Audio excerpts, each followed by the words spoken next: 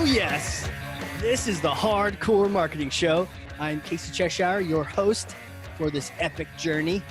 And today's show, sponsored by Cheshire Impact, on a mission to help people maximize their use of Pardot and Salesforce. CheshireImpact.com. Bam. Here we go. The train has left the station at 4:15. It's actually 2 p.m., but wherever you're at, that's what time it is now. And I am excited because it's another one of those where I get to have some of my favorite people that I first chatted with on the podcast come back. And that's right. She is back. Who's back? Well, let's go through the mystery. And there's some new things to share as well. Marketing executive, revenue leader, and thought leader, go-to-market strategist. And she develops game-changing programs. We're going to talk about, we're going to hear firsthand about what she's been creating lately at a new place. She blew the roof off last time talking about her insights on intent data, hint. And we very well may talk about that and more because we have new things that are happening. Since we last chatted, she is now a host of the Emerging CMO Group at the Peak Community. If you haven't heard about that, we're going to talk about that. And she is now the VP of Marketing, Brand and Demand at MindTickle. Lisa Sharapata, welcome back. Wow, that's quite an introduction. Thank you. Thanks for having me back. I know. I'm glad you didn't wait too long. I would have had that many more things to say about you. It just would have been like a brand new intro. Well, man, you're back, and I know I was holding you back. So you come out swinging. I was like, oh wait, let me hit record first. So let me just stop talking, flapping these gums over here, and pass you this thing. It's heavy. It's your old friend. You worked with it last time. Here, go ahead, grab Thor's hammer. You got it. Is this my myth buster? Yes. That is when we smash myths, we use Thor's hammer for that because the idea is for them to go away forever, not just for a quarter, it's forever. So take Thor's hammer, smash for me some kind of myth, bogus strategy, misconception, set the record straight once and for all. Yeah, well, I think last time we talked about MQLs, and this is the same vein. I mean, every new job I start, every time you talk to the CEO, every new more leads, right? Everyone's asking for more leads. And that myth I want to slash is you don't need more leads. That is not what you need. I think people are asking for more leads because they think that's going to equal more revenue. And that is not always the case. It's not, but like I seriously just asked my marketing person for more leads the other day.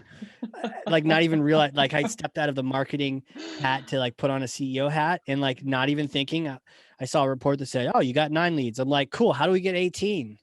Like why do we think this? Why does not? We'll have to have a talk. What is going on here? Like couples therapy session here.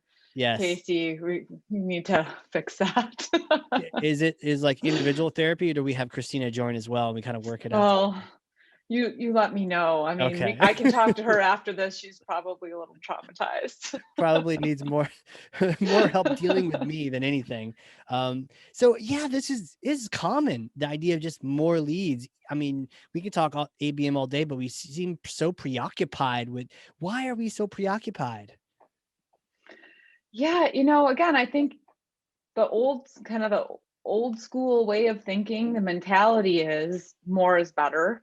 And if you get me more leads, we'll be able to turn that into more revenue. And what we've found, time and time again in this B2B world, and especially now with tech and intent data and, predictive analytics and the ability to look at, lookalikes and understand our ideal customer profile better, we're getting smarter. And we need to use all of that, right, to be smarter and more streamlined and more efficient. Then I keep saying this. So you want me to build a bigger haystack, right? And you're going to find more needles in it. Like that's, I think, the mentality. And I'm like, it's still going to be just as hard to find the needles. What if I made you a smaller haystack, but I doubled the amount of needles in it? Then it'd be so much easier to convert that into revenue. That's a And great, along the way, get yeah. more efficient. No, no, I love that analogy, the idea of you got a haystack, and we all know like the whole needle in a haystack thing, but you're Mhm. saying technically what we're asking for, and we say more leads, is we're saying more hay, not more needles. And it's Yep. already hard to find the needle in there, let Yeah. alone doubling the size of, like, a needle's pretty dang small, and like a hay Right. bale is pretty dang big. So like it's already mission impossible to do that. So doubling that is not the Yep. answer. What's the Exactly. right answer? How do you Yeah. answer that Well, question? so you want me to technically your goal, the end game, it's whatever your new revenue goal is, right? So like the example for where I'm at today. When I started interviewing at MindTickle, I knew we were going to have big numbers to hit. Um, I knew we were going to be going into another funding round. And I knew that this industry was growing at a 25% rate, and they wanted to get to a 75% growth rate. So, how do you beat the average times three, right, of what's Right. happening in your industry? And it goes back to, you really need to understand your ideal customer and who you're marketing to. And then you need to hit them at the right time with the right message. It's that sweet spot. It's, you know, shoppers are, I talked about this last time, right? Shoppers are doing 80% of their research before they raise their hand. Very Right. reluctant to want to talk to somebody, right? They can get most of what they need online before they have to sit down and go through a painful demo and Yeah. discovery call. So that's what they're doing. And then, they're educating themselves to a point, at which then they're saying, okay, now I'm finally ready, but their opinions already formed too. Yeah. Um, so using this intent data predictive model, being able to see what's happening in that dark funnel, that's going to give me an advantage to know that sweet spot, the time to reach out to them, help inform them before it's too late, and convert them. And I mean, I'm already seeing, we've only had our model stood up for about 30 days now. We're already seeing a 6 times increase in our conversion rates to from a marketing qualified account call to sales qualified. So that Okay. means sales is now qualified it and said potential pipe, right? Right. 6 times. And the last few times I've run this, we've gotten to 9 times greater. And, that's my goal. It's about efficiency. It's about improving my conversion rates. It's about not more, but working the right accounts. We only have so many resources. There's only so many hours in the day. You It's can true. only hire so many people, and no matter how much money you throw at it, if it's a sieve and everything's like leaking out, you're not going to hit your numbers, and you're going to burn everybody out. So Right. it's getting smarter. Yeah, and I know there's different analogies with the funnels and whatnot, but it's almost like taping some of those holes so that you just less, I mean, put less in the top, but also less comes out the sides. Or to your point, rather than, it sounds like, this company, the industry is growing at 25%. They wanted to grow at 75%. You could have easily just gotten two more hay bales. I'm like, well, we Well, I just need looked at more. that. I'm like, we would have to have, you know, at the conversion rates we were at, we would have had to have, it was close to 20,000 accounts get qualified to, yeah, Yeah. to hit our numbers. With Like, like how, four how do you work BDRs. 20,000? I mean, Right. that's not really doable. So let's look at a better way to do that. Right. It's not doable. That's not how you scale. And it's like, and you had said this, if you want to get to the 20, the 75%, you want to have those different results. You can't do the same thing. It doesn't scale. Right. Um, so let me take you back. MindTickle, by the way, cool name. And I know we'll get more into what you're doing there in a little bit, but I wanted to take you back because I know about 7 months have you been there? 6. Yep. Yeah, okay. 6 months. So it's recent. I love this. Not but not so recent that you're like, yeah, I'm in like discovery mode. So could you take us back to, because I want to get to the 75% and get to this efficiency you've created. And I'd love to sort of walk into it by having you take us back to when you're even interviewing there. Like, do I want to work here? And then it's like, what are the questions you're asking, kind of the picture you're putting together in your mind.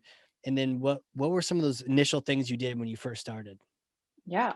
So, I'm glad you bring this up too. This is something like with I told you I'm co-host on the Peak Emerging CMO Group. Yeah. This is something we talk about, right? It's in your interview stage at this level, you need to know that you're a good fit and that the company is a good fit for you. And you don't want to leave a whole bunch of empty promises out there or unanswered questions coming in. I mean, at least I wanted to know, what am I getting myself into? Am I going to have the resources and the support from the leadership team to do what needs to get done? And Yeah. let's be really transparent up front. I mean, those are some big objectives. What are you doing now? What Hmm. does that look like? And how much are you willing to change?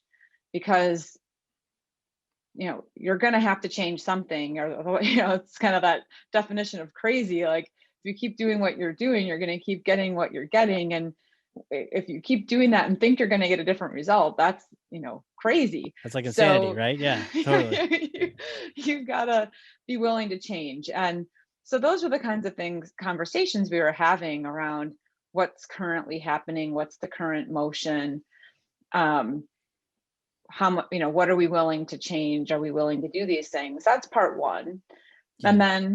then, brand. I mean, that's a part of my title. It's something I'm super passionate about. I've always been in the mindset that brand drives demand. And again, you can do everything right, but if your industry's growing at 25%, to me, the secret sauce to get you up and above everybody else is that brand messaging, the Mm, product market fit, and then how do you capture your audience's attention and stand out from everybody else in your yeah. space to really bring in that demand and get people interested in what you're talking about, make everyone's life easier, right? Like, who Yeah. wants to be an AE on a call trying to explain like who you are and what your company does? You want your audience to already want to talk to you and have an idea Yeah. of who you are and what you do. So Yeah. fixing that is critical. And it's more about even just creating a movement and getting people behind you. So those are the kinds of conversations we had up front, and that is what this leadership team wanted. And that's when I knew, I was a good fit for the role, and that Oh, I this love that. was, something exciting for me too, right? I mean, I want to wake up every morning, excited about what I'm doing, being able to bring the passion to my job and feel like I'm making a difference. And so, I kind of like it when some things are broken because I have something to fix. Oh yeah, you definitely need to be able to put your stamp on it and be able, and I guess the more broken they are, the more able you are to say, okay, let's clean this thing up and make an impact for sure. I wanted to kind of sidetrack us real quick because the brand thing is really just kind of in my mind. And a friend of mine posted on LinkedIn today and was like, hey, should I do campaign A or campaign B? And one was a positive slogan, one was a negative slogan. One was a positive picture, one was a negative picture. And I don't know. I kind of, my confession, I didn't waste. I spent a little time writing in the comments, and it was like, because he was asking, hey, what do you guys think? What your thoughts are in the comments. And at first I was like, okay, I think this is like just to get me to look at this post, but bravo, I'll play. But I started writing, and what I really was thinking about was like, dude, what is your brand? And this came from a caring place, but I was like, you know what? If you have to ask me between this campaign title or this one, like let's take a step back. I don't even know what your brand stands for. Like, I know you, I like you, I'm sure your company's great, but like it just looks like two nondescript clip arted images and two campaigns that I could love or leave and won't even remember tomorrow. and this kind of goes back to what you talk about with brand. Like, I know it's not the clickable demand marketing thing, but there is a step before that, which is don't be the same as everybody else, you know? So Yeah. yeah, and I did Yep. rant a little bit about that, but I'd love to get your take on that. I mean, in how often is the brand really put together before you get there? And if it isn't, you know, that's like that falls under our purview of like we got to make sure it's a brand that is worth going to work for. Like to your point, being excited about. Yeah, and I'll tell you, I mean, some of the things I did was I dug into the customer reviews. I dug in, Mm, anything I could find online. And what I was finding is customers loved MindTickle. It's like a and we just did another thing where it's like we're number one, number two, number five, like in all sorts of categories, it's accolades left and wow. right. And so the product works, right? Customers like it, they're finding value, and they also like the people in the company. I mean, to me, that's like check, check, check, check, check, Yeah. all those boxes, right? And then, you can go on to like, some of the other review sites too, and see like what do people think of the CEO, Glassdoor or something, Sure. and it's like, when I started reading all those things too, it's like, all right, brand is way more than the colors. It's way more than the fonts, the messages, the logo, right? It is the culture, it's the mindset, it's the people that make it. It's what other people are going to say about your company, out in the world. Right. And you're really only as good as that, right? And Yeah. hopefully you've got some consensus around who you are, what you stand for, what problems you solve, what kind of a company you are. And when you start to get that mind share and that consensus, especially in a B2B tech space, Hmm. um, that's where then you can build off. You have something really strong foundation to build off of. Whereas, you can make something look cool and it can be, but if it's superficial, it will fall flat in Yeah. today's day and age, right? I mean, if you're a phony, you'll be called out in a heartbeat Yeah. online, and that'll catch like wildfire. So, Yeah. What gets me is the people that aren't phonies, but unexpectedly or without thinking about it, make themselves look like it. You know, it's like we always talk about when you're sending an email, try not to look like a spammer so that the spam filter doesn't think you are, or the people receiving the email don't think you are. Same thing when you're making the brand pronunciations and telling people who you are, maybe you should be careful that you don't look like just one of those generic brands that I'm going to forget about tomorrow. You know, yep. stand out. By the way, I am So partial yeah, to blue and orange, so I go kind of MindTickle. noticed your hat there. Yeah, totally. Well, I'll keep that in mind. We're embarking on our new brand initiative. It's getting kicked off next week. Now, did a lot of pre-work, getting everyone aligned, making sure we're under all on the same page of where we're going, Wow. right? Okay. And now it's, all the things I said, but then it's that essence of like who you are and how do you position that. To your point, it's like, what do you stand for? Like that's what you're saying, to your buddy on LinkedIn, right? It's like Yeah. these two different campaigns, like I don't know what I'm choosing between. You got to somehow boil all the things that you do into Yeah. the essence of what you stand for and what problem you're helping people solve. Right. And Why that's should when I you get to care? greatness, right? Yeah. Why should I care about your options? Cool. A, B.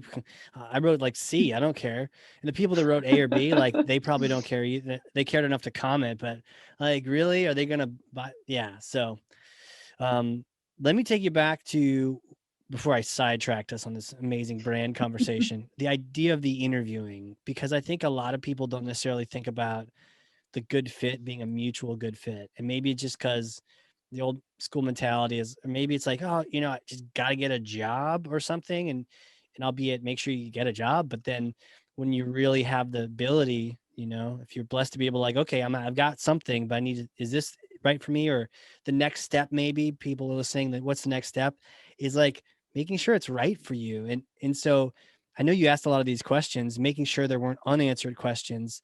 Love the idea of how much are you willing to change, What were some of the things culturally that you were looking for? Maybe it's just even a personal thing, but like what kind of Mhm. things were you seeking out? Yeah, so that's another great question. I mean, first off, I've worked, a lot of B2B tech, and it can be really cutthroat. And I am pretty intense. I'm a driver. I'm kind of an adrenaline junkie. Like I love it when there's a mission and we've got something to do. Cool. But I also want people to treat people with respect. And I want, you know, a humble culture of transparency where people are real and there's a human connection there, and people take the time to get to know each other. And I found a lot of places that I've been, or people that I know that are at other places like this, where it's all about the dollar, the revenue, the chasing, the Yeah. you know getting sold for X value, the valuation, all that. Yeah. And I did not want that. So just you kind of get a vibe.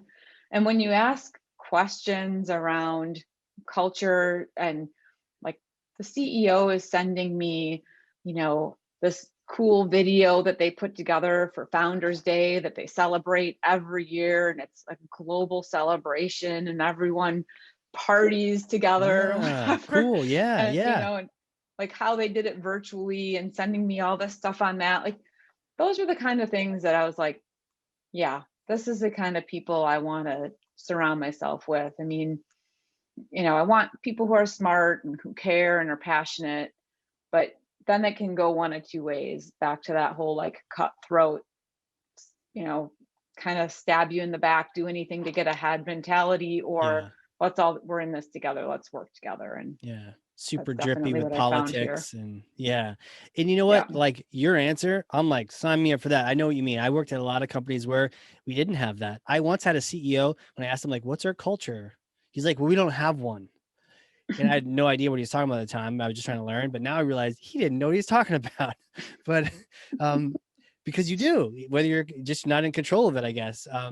But your answer sounds great to me. But the thought is, even if somebody wanted that like cutthroat or like, you know what, I'm just gonna grind it out. I want to make some money and exit. You just gotta be intentional about it, right? Like I think Exactly. sometimes we Yeah. just sort of accidentally are like, some part of us is like, if you work here, it's gonna be a little insane. Maybe you should. You're like, let's go for it. But like just being intentional, like what deliberate about the choices you make sure that. But also, if you're not fitting that, then you're gonna feel weird to their culture, like if you're in the cutthroat culture and Totally. you're just like, I just want to be friends, and everyone's gonna be like, who's this person, or vice versa. So just like find the right place for you when you're doing that. It's such a good point. Oh, absolutely. And I mean, I'll never forget early in my career, I was interviewing for a company. I lived out in Denver at the time, and um, this is before like texting and stuff, right?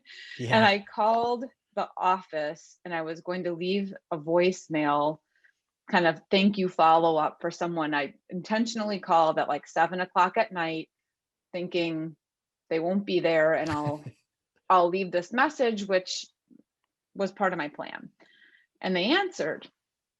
And she's like, I wanted you to know I'm here because I want you to know that this is, the kind of hours it's going to take to work here, and, da, da, da, da, da.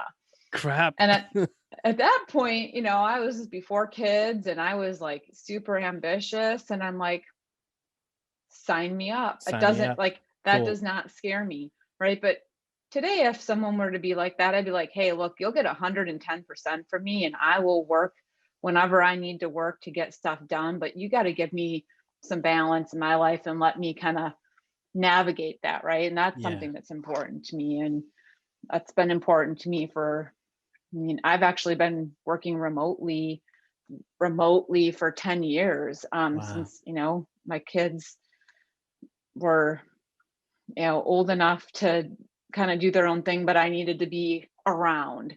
Right. And so, I've always made that a priority, and I've always looked for that and made it happen. And I mean, now we're all home together. I It's know. really interesting to Hey. see this shift. Like people understand it all of a sudden. They're like, oh, that's okay. Your kid can come in and get that thing off the printer, whereas like 5 years ago, I would have been like, don't come in here. Like they would have known, like they would have Stay in the never in car. a million Yeah. years. Yeah. So, it's interesting how it's changed. I think companies and cultures have changed a lot in this Yeah. last year of COVID, but to your point, being intentional, you know, for me, it's always like I've had to say, this is what I want. Did you have a plan of like day one, or, you know, tell me about that thought process, because I'm sure there's like 1,000 things you could do. So you had to figure out what to address first. How did you Yeah. do that? Yeah. So, I mean, I put my 30, 60, 90-day plan together before I started. Gotcha. Again, I did a lot. I was interviewing them as much as they were interviewing me. Right. So I knew for the most part, the big things that need to get handled. And I actually kind of put at this point, like in this industry, 90 days is like, you might as well have been there a year, right? So True. it's like by 60 days, here's where we need to be. And most of it required a lot of like internal auditing, getting baselines, like they didn't know their conversion rates. They're, just kind Yeah. of getting a baseline, understanding, okay, current state. All right, now we've got that. Let's set some milestones. Here's the gaps. Here's the gap analysis. Here's a SWOT analysis. Here's what we need. Right. And within 30 days, had all that put together in a roadmap then of what's it going to take to hit our goals. And, but I had to have the baseline first. So there's a lot of internal auditing. First hire I made was a marketing operations person, because that's what we needed. And I knew coming in that was probably what we were going to need, but that's not what you need everywhere, right? It just Right. depends on what you've already got. Right. Okay. This sounds like I don't know, it's like a golden thing here. You had a SWOT, you had a gap analysis, you had a roadmap. Yeah, I guess all the research Yeah, you needed to timeline do. and said, here, this is, 30 these are days. That's a busy milestones. 30 days. Jeez. Yep. That seems like the right way to start though, right? You know what? I like it, right? Yeah. And coming in, it was like already in my brain. Like I Yeah. just need to validate these things. I need to get some baseline. I need the data to support what I'm thinking is most likely the case. Got to dig in.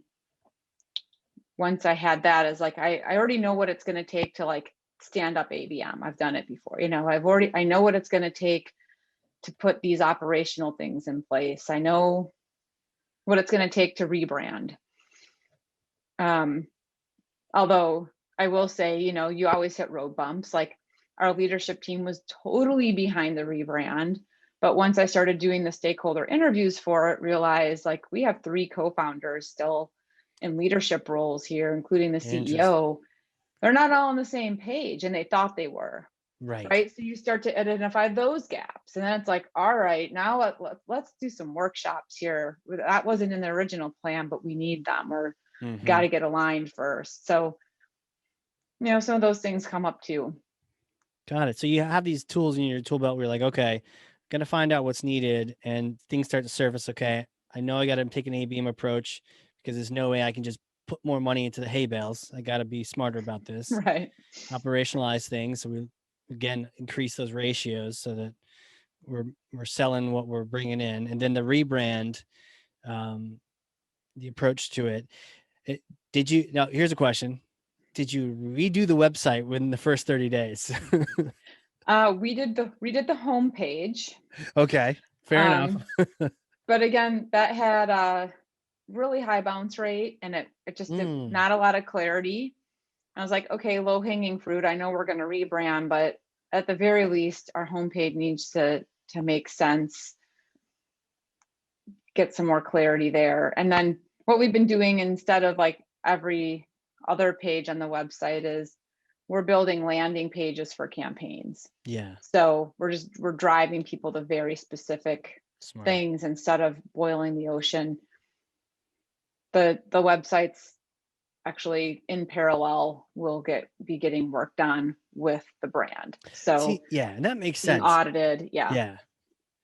It's just when people use tactics in front of strategy and they're like, well, I don't like the look in this logo and these colors. And it's like, okay, there's more important things to figure out here. Just wait a second Mhm. on that, and so I like what you've done because you came in and you said an interesting thing too, which is make sure I have the data to support my positions. Cause I think when you first start a position, they're like, well, we brought you in because we have no idea. So please tell us what's what. So you have a little bit of that, but rather than using the free credits you have on that stuff, if you can use data so that you don't need, because eventually that wears out, you don't get free credits forever.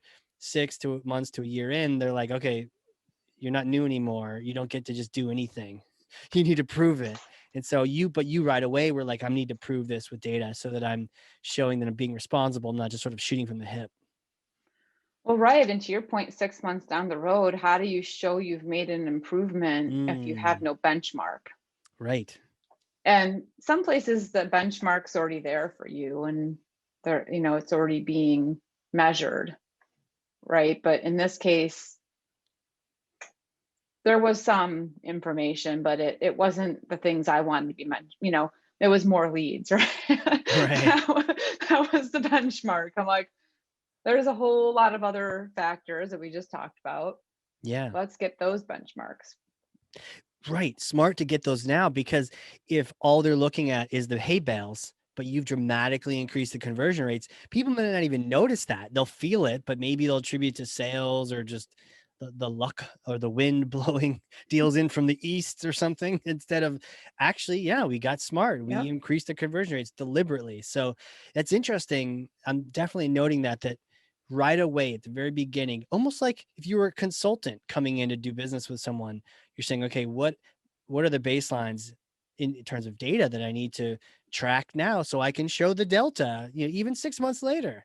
And you're not waiting 6 months to do that, because some of the changes you're doing now, like to the homepage and other things, may have already had an impact. And so you want to be able to show that to buy yourself, the influence to be able to keep making the changes that need to happen. Exactly. And Wow. I will say too, I turned on a couple of campaigns right away too, just to bring in those leads, Yeah. right? Because you got to buy yourself some time to turn the Titanic around. Yeah. So,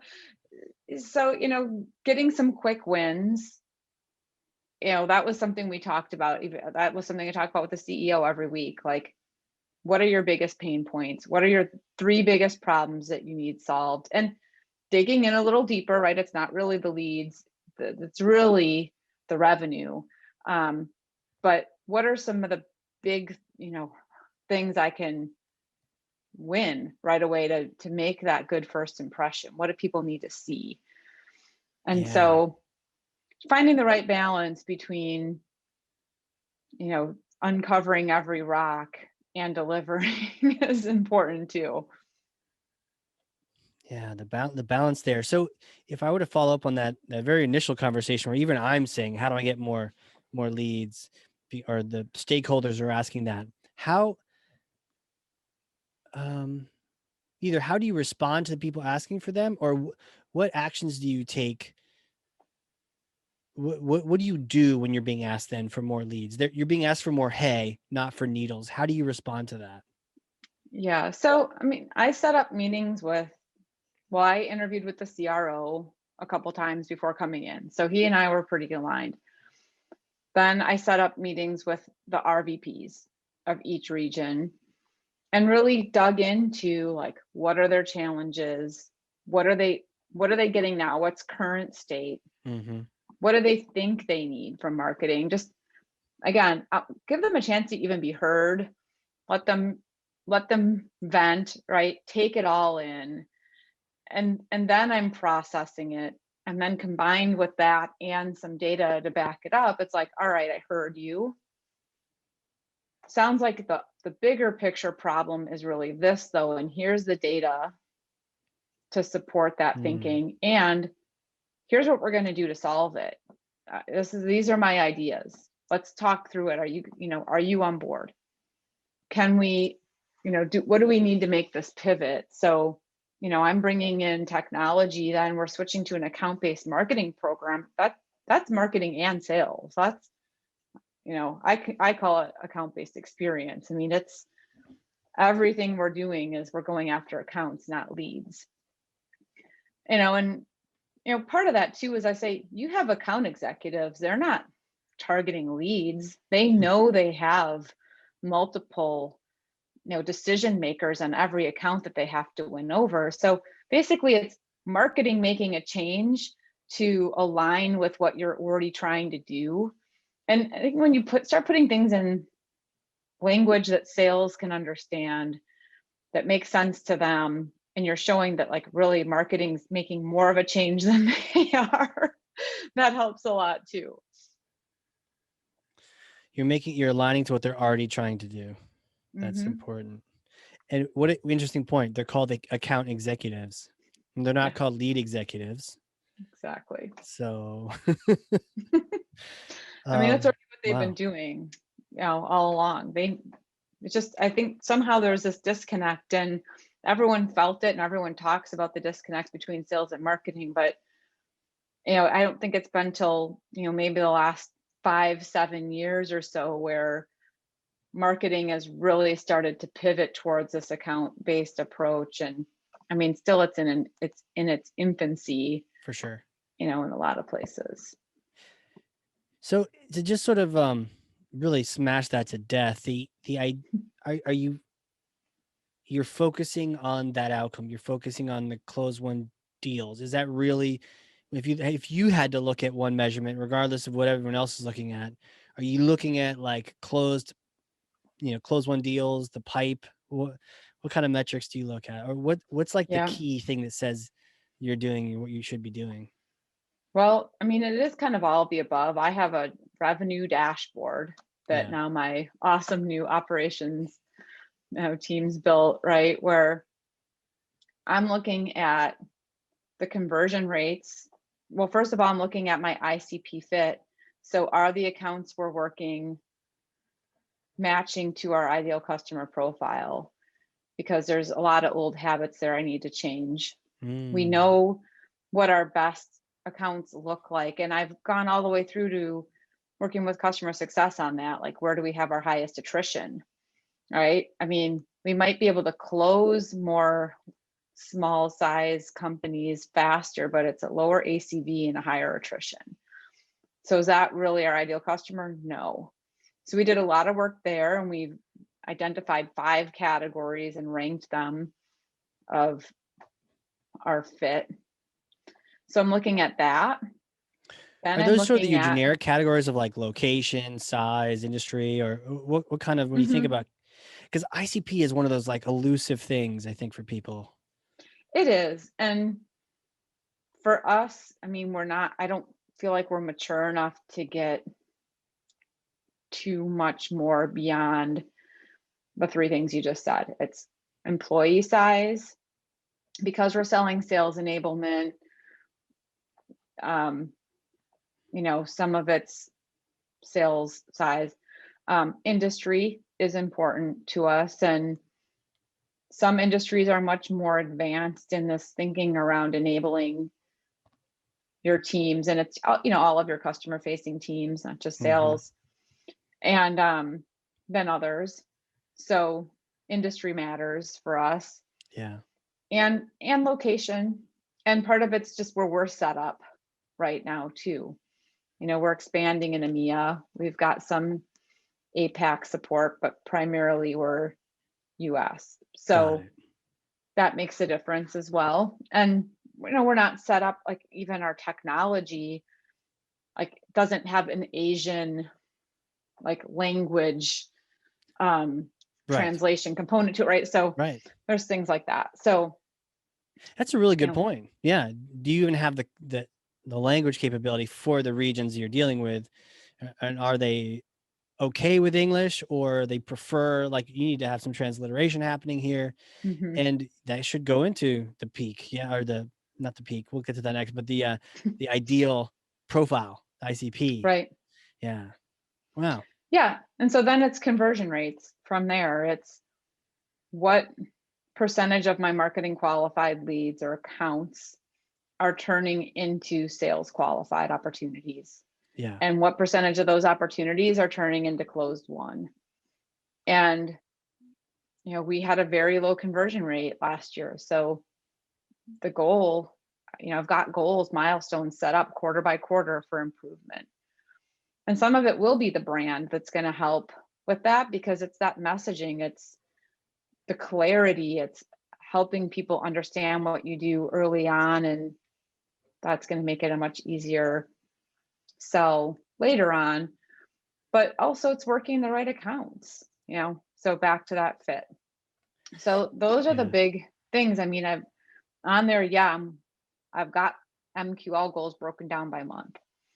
That converts to MQAs, which, then sales qualified leads. And then I'm tracking the next stage in the funnel too, even though I'm not technically responsible for it, because I want to make sure that we're giving the right accounts that we're passing off. I've worked places where I'm also responsible for cross-sell, upsell, like 30% of that. And if that's the case, then I'm tracking, even more things. But for right now, got a lot to do already. So it's like, I'm not going to sign up for that if I don't need to. We've got a lot to do here. So that's my focus.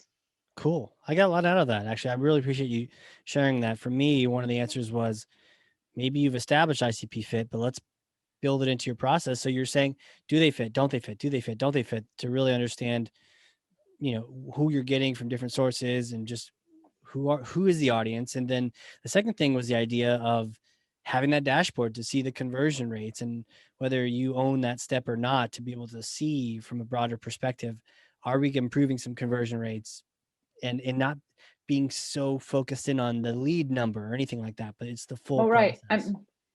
And that's going back to this whole myth, right? Is marketing qualified leads is finger in the wind. You're assigning scores to people based on downloads. You're guessing, Mm-hmm. right? And I'm trying to take the guesswork out of it as much as possible with the intent data and predictive. And then if you really want sales to partner with you, and we really want to hit those revenue numbers, they have to see value in the accounts we're passing off to them. Yeah. And when they start seeing, I have a 6 times better chance of closing this account that marketing is saying is qualified than I do of that other account that I pulled out of the haystack, I'm going to work the accounts for marketing. Once they start seeing that, then we have a true partnership. And then that's when we can really hit those, lofty growth numbers. Yeah. Wow. Cool. I feel like you just kind of you just tied that into a bow. We smashed all the pieces of that myth, and then you sort of just gathered them all together, and we tied it up, and we're like, it's like couples therapy is working. Yes. Right. All we need is the comfy couch for sales and marketing to sit in. Perfect. Sit here, you sit there. Do you guys need tissues? All right, let's do this. Well, we just had SKO last week, so maybe that's Oh. why I keep thinking of couples therapy. But anyway, did you involve was that part of the theme in there, or just something that was on your mind? Yeah, and it was part of my theme anyway, and it's just kind of gotten going back to is everyone keeps asking for more leads, but that's not really ultimately what you really want. What you really want is more revenue. You want more closed ones on the sales side, right? So let's dig in and get to the bottom of what you're really asking for. And then you go through that whole process, and at the end of the day, they're just like, yeah, cool, just more leads, right? You're like, no, were you not listening to me? Oh, you don't want to know. Now, what I do want to know is, do you call that sales kickoff, SKO? Do you call it SKO? Do you call it SCO? What do you call it? Well, okay, so we had global kickoff first, GKO, and then we broke out into sales kickoff, SKO. We called it SKO. I've worked places where it's like field kickoff, and we called it FACOW. Oh, wow. Lots of fun. Love that. Mm-hmm. So Good cow, sko, and then cow. yeah. That's a dangerous one So too. That's definitely a it good one. is. Um, yeah, wow. Peak. Let's talk about peak. I feel like my Yeah. brain is smoking, so I just want to I want to just hang out and now talk some more community because there's so many things now I got to put into practice from what we've already talked about. So like peak community, for people who haven't heard about it, by the way, they should sponsor this podcast because we're going to talk about it for the next 10 minutes or so. But like, how did you find it? And then tell people about what it is. Yeah. So it was kind of interesting. I mean, I was reached out to by Sangram, who is the founder of Peak Community and a co-founder at Terminus. And he was talking about, I'm going to start this community, and wondering what your thoughts are. I would love for you to get involved in it. I'm like, I'm already like I'm a member of Revenue Collective. I'm Yeah. I'm just, I'm got a lot of stuff going, but I'd love to be a part of something where it's more community feel, where I can, my goal, I'd like to get to a point where I'm a CMO. I think there's some boxes I still need to check. I want to learn.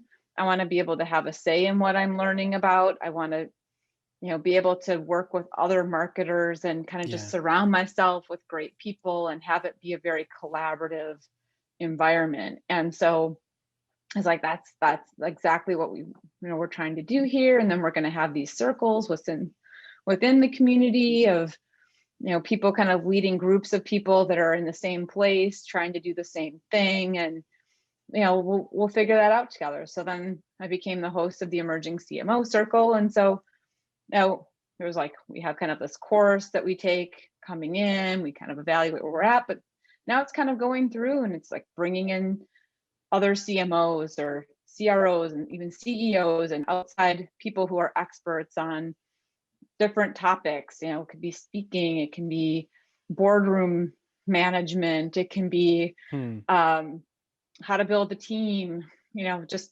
different kind of areas that you need to really be an expert in, and bringing in experts to help teach us. And it's That's cool. Very collaborative from the standpoint of taking polls, asking people, what do you want to learn next? And also doing just a lot of one-on-ones, like, hey, I need help with this one thing, and people just drop in the chat like, hey, I've done this, that, send you to articles, or hit me up, and a lot of just side conversations happening. Wow. That it's funny. A lot of it starts with Sangram. He's just he's everywhere. Yes. Did we meet on there or do we meet beforehand? Yeah, no, we met before that. Okay. And then we're like, hey. Yeah, hey, no, we were both hey. on a webinar. Yeah. And we're in the chat. Hey, what's up? Yeah. That's my Yep. MO, is goof around in the chat when someone's speaking. Sometimes people turn off the chat on me. But yeah, it's such a small world. For me, similar. It was just like Sangram's like, hey, community people. And it's like, please, sometimes a lot of us are marketer of one in a team, or we're still, maybe there's a team of 4 people, but we all do specific individual things. So you still kind of feel like a marketer of one. And it's just great to have a community of other people that are just doing their thing. I just looked it up. I'm like, wait, how much was this that I signed up for? It's $10 a month. It looks like most people can expense it. So it's not even about the money. It's just this community learning. I know I learn things constantly from people on there. And posting messages, and I got Sangram to have a happy hour the other day, which is cool. I'm trying to see if I'm going to do it again. Actually, I think I might have been in that chat. You're like, hey, can anyone stay on? Let's just have a impromptu marketing happy hour. Yeah, he either on one of them he took us up on it. He was like, okay, and then he talked shop for a little bit. I was like, come on, Sangram, we got to talk about fun things. This is we got to talk about ice cream and favorite smells, and also so it's like a community. We learn from each other, but we're also real people. It's people who are from all over the world too.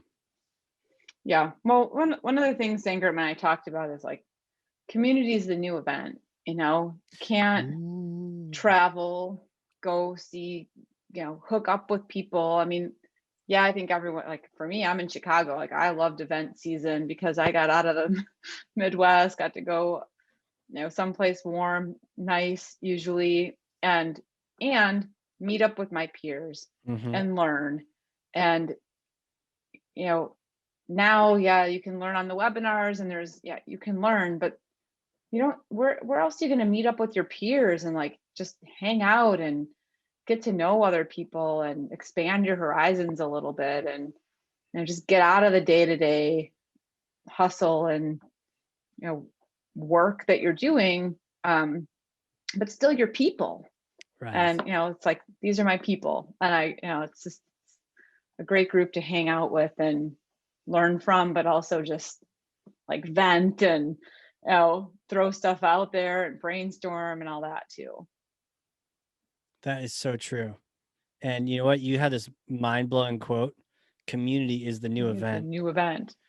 And then I actually wrote down WTF KO. What the fuck how? Yeah, like that's probably what we were seeking. That's what I seek a lot with the events that I would go to, is just the community, and learning something is kind of a bonus. Some people, maybe Yep, it's the opposite, but whatever you're looking for. Yeah, that's a great point around community. Do you see that growing, especially now with COVID and we're all kind of hiding inside? We're all I weird, right? do. Yeah, we're not really I shaking do, hands. Nice to meet although you. Hand wave. Nice to meet you. I do, but I laugh because now everyone in the community is like, oh, I can't wait till we can all get together, and hang out. Totally. So, but I think the relationships are stronger, Yeah. really. And being together face to face would just be the icing on the cake. So Yeah, I it do. I really think would. community it's gonna continue to grow. Do you think sort of feelings around the idea of like Zoom community, text-based community, community in person, and the things like Clubhouse where it's like community on voice? Do you get a sense that the medium you use in these communities like can impact its power or the strength of it? Yeah, well, it is interesting. Like Clubhouse is taken off like crazy too, Right. right? And I think people like about that is you can pick and choose what you want to, how much you want to participate, when you want to participate, and when you Yeah. participate, if you just want to listen or if you want to say something. And so there's a lot of choice there and a lot of, again, like I can just do it when I feel like it. There's no strings attached. I can pop in, for 5 minutes. Oh, I don't want to listen to this anymore. I got to go help my kid with something. No one even knows, like, Yeah.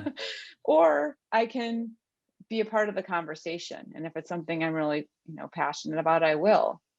So, I think, it'll probably die down a little bit, I think, after a while. But for right now, I think people are, again, looking for just birds of a feather, like a way to be around their people and have the conversations that they enjoy having and connect with other people when we're all stuck, Yeah. at home, not able to travel and go places for that kind of thing.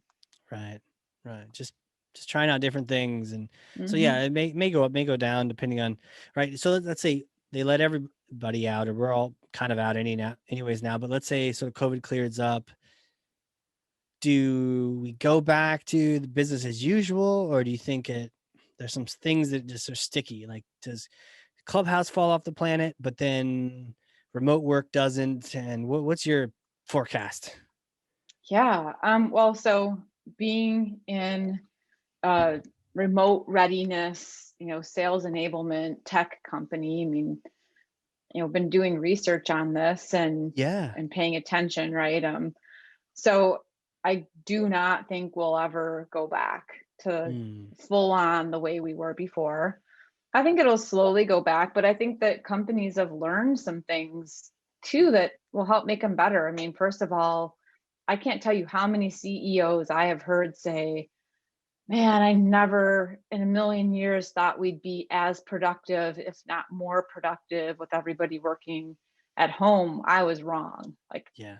what I learned is, like, my team is actually more productive being remote, right? So I've heard that so many times, and I think there will be some companies will have a more hybrid approach. I think some will maybe bring some people back in, but not require it to be, every day. Most businesses I know right now are like converting their open space desks that they all put in, like the rows of open tables, into more pods and Mm, more meeting rooms, and expect to have like group gathering for like a jam session on something in meeting rooms, and more of a commuter um, model set up yeah. for their companies. And then again, like onboarding and ramp time is something we're big on enabling. And again, the research, we're saying companies aren't going to continue to fly big groups of new hires into their office for one and done training. I mean, Mm-hmm. first of all, they're learning it's not as effective as, an everboarding model where you're always Everboarding. I coaching like and it. training your teams, throughout the year, helping them get better at what they're doing. So um, there's that part of it, but then there's the expense on top of it. Like, if you can come up with a more sustainable, better way of doing something for less money, which most companies have had to figure out or are working through figuring out now, why would you go back to doing it the old way? And so I think, Mm-hmm. again, you'll have some old school companies that's just what they do and that's how they're going to do it. I know. But I think a lot of places are learning that there are some better ways, and they're adopting some of these new things. Man. Booyah. This is all good stuff. I am instead of ever boarding, I'm ever learning when we have conversations like this. There This you go. is I so like good. that. Ever Ever learn. learning. Ever learn. Everlearn.com. Let's check it out. Does it exist? Probably. Sounds like a lot of school, actually. Sounds like it should. It's not loading. No, Hmm. actually, it's kind of loading, which means who knows? Who knows? They're going It's to a sell it mystery. to you. It's a mystery. They're gonna try to sell it to me. Hey, where can people connect with you? And also throw out some. I don't know if you've got any cool things you want us to check out with MindTickle, but it's tickling my brain. So throw out some URLs. Is there some content so Yeah, well, people can check check out out? mindtickle.com for sure. And we've got actually, well, it's a SKO, SKO kit out there right now too. That'll actually get evolved into an everboarding kit as most companies are finishing up their kickoffs. But there's a lot of other good content out there too to help with some of this stuff. And then best way to reach me is LinkedIn, Lisa Sharapata. That's where I'm the most active. Unless you want to join the Peak community, you'll find me there too. Yeah, totally. We'll put a shout out to that. We'll put a link in the show notes, get people going in that direction so they can, they can meet up Definitely. with you there as well. Good stuff. Perfect. Love it. Well, this has been awesome. Thanks for hanging out with me again. Yeah, This is, it was great. it was a lot of note taking over here in my end. I literally have 2 pages of Oh, notes front and back. So, yeah, this is telling you, good if you stuff. want me to, chat with your marketing person about leads, you just let me know. I'm happy to Uh-huh. help.